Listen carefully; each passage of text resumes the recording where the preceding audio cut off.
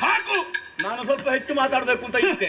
ನಿನ್ನ ಬಿರುಸಿನ ನುಡಿಗಳನ್ನು ಕೇಳುವಾಗ ಕ್ಷಣಾರ್ಧದಲ್ಲಿ ನೀನು ಅವಳನ್ನು ಕರೆತರ್ತಿ ಅಂತ ಭಾವಿಸಿದ್ರೆ ಅವಳ ಬಗ್ಗೆ ಬಹಳಷ್ಟು ಹೊಗಳುವುದಕ್ಕೆ ಪ್ರಾರಂಭಿಸಿದ್ಯಾ? ಇದ್ದದ್ದು ಇದ್ದ ಹಾಗೆಲ್ಲ ಪೂರ್ಣ ಹೇಳಲಿಕ್ಕೆ ಆಗಲಿಲ್ಲ. ಜಗದಂಬಿಕೆಯನ್ನು ಹೊಗಳಿ ಮುಗಿಲಿಕ್ಕುಂಟ.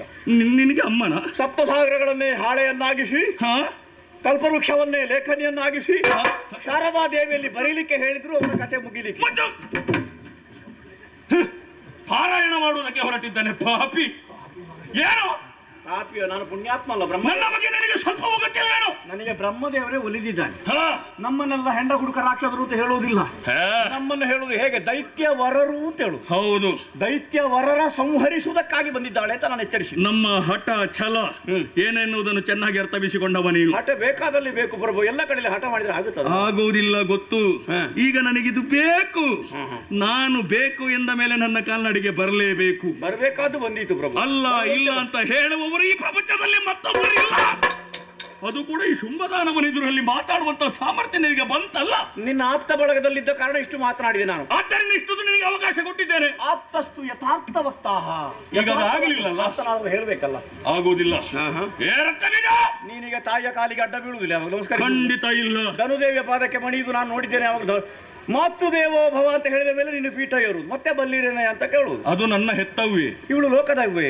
ಲೋಕದ ಅದು ನನಗೆ ಗೊತ್ತಿಲ್ಲ. ನನ್ನನ್ನು ಹೆತ್ತವೆಗೆ ಮಾತ್ರ ನಾನು ಗೌರವವನ್ನು ಕೊಡುವ. ಪ್ರತಿ ಲೋಕದಲ್ಲಿರುವವರೆಲ್ಲವರಿಗೂ ನಾನು ನಮಸ್ಕರಿಸುವುದಿಲ್ಲ.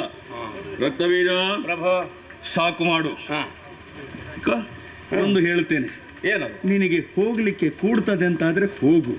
ಅಲ್ಲ, ಬದುಕಬೇಕು, ಶೋಣಿತಾಪುರವನ್ನು ಆಳಬೇಕು, ಎಲ್ಲರನ್ನು ಸೇರಿಸಿಕೊಳ್ಳಬೇಕು, ನಾನು ಮೆರೆಯಬೇಕು ಎನ್ನುವಂತ ಆಶೆ ಇದ್ರೆ ಸುಲಭದ ಕೆಲಸವನ್ನು ಹೇಳ್ತೇನೆ. ಈ ಕಿರೀಟ ಯಾಕೆ? ಆ ಕೈಯಲ್ಲಿರುವಂತ ಆಯುಧ ಯಾಕೆ? ಕಿರೀಟ ಕಟ್ಟಿದ್ರೆ ಮಾತ್ರ ಅಲ್ಲ ಗೌರವ ನನಗೆ. ಅದು ಬೇಡ.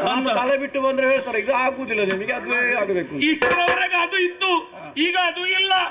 ರಾಣ ಹೇಳಿ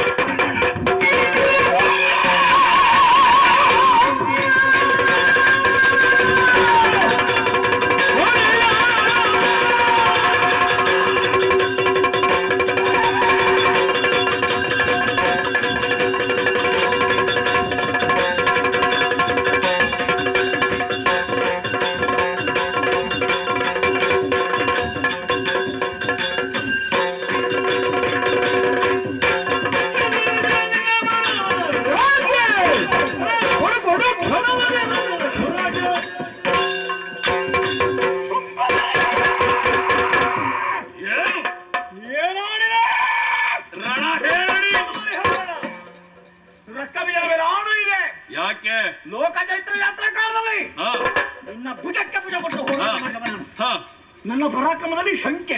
ಮತ್ತೆ ಎಲ್ಲಿ ಹೋಯ್ತಾ ಪರಾಕ್ರಮ? ಈಗ ಈಗ ನಾನು ಬದುಕಲಿಕ್ಕೆ ಮಾತಾಡಿದ್ದ. ಮತ್ತೇನು? ಹೆಚ್ಚು ಮಾತಾಡಿದವ ಹೆಚ್ಚು ವರ್ಷ ಬದುಕುದ ಅಂತ ಉಂಟಲ್ಲಿ ಅದ್ರ ಲೋಕದಲ್ಲಿ. ಬದುಕು ನಿನಗೆ ಮಾಡುವಂತೆ ಮತ್ತೆ ನನಗೆ ಯಾಕೆ ಪ್ರಭು? ಆದರೆ ಒಂದಿದೆ, ನಾನು ಬದುಕಿರುತ್ತಾ ನಿನ್ನ ಅಳಿವನ್ನು ನೋಡಲಾರೆ. ನಿನ್ನ ದೇಹ ಮಣ್ಣಾಗುವುದಕ್ಕೆ ಬದಲು ರಕ್ತ ಬೀಜನ ದೇಹ ಮಣ್ಣಲ್ಲಿ ಮಣ್ಣಾಗಿ ಹೋಗುವ ಕದಂಬವನ್ನವರೆಗೆ ಮಾಡುವ ಯತ್ನ ಫಲ ಮಾತ್ರ ದೈವೇಚ್ಛೆ ಕೊಡುವಪ್ಪಣೆ. ಇದು ಇದು ಇದು ಮಾತು ಅಂತ ಹೇಳಿದ್ರೆ ಇದು ನಾನು ಇದನ್ನ ಇಷ್ಟವರೆಗೆ ಕಾದದ್ದು. ನಿನ್ನ ಬಗ್ಗೆ ನನಗೆ ವಿಶ್ವಾಸ ಉಂಟು. ನೀನು ಶಹಬಾಸ್ ಅಂತ ಹೇಳುವಾಗ ನನಗೆ ನನ್ನ ಗುರುಗಳ ನೆನಪಾಯಿತು. ಏನು? ಶಹಬಾಸ್. ಹೌದು, ಅವರಿಗೆ ಮೆಚ್ಚುಗೆ ಆದ್ರೆ ಎಲ್ಲಿ ಅಂತಲ್ಲ ಹೇಳುವುದೇ ಅವರು. ಹೌದು, ನಾನು ಕೂಡ ಹಾಗೆ. ಒಳ್ಳೇದಾಯ್ತು, ಮೆಚ್ಚಿದೆ ಮೆಚ್ಚಿದೆ.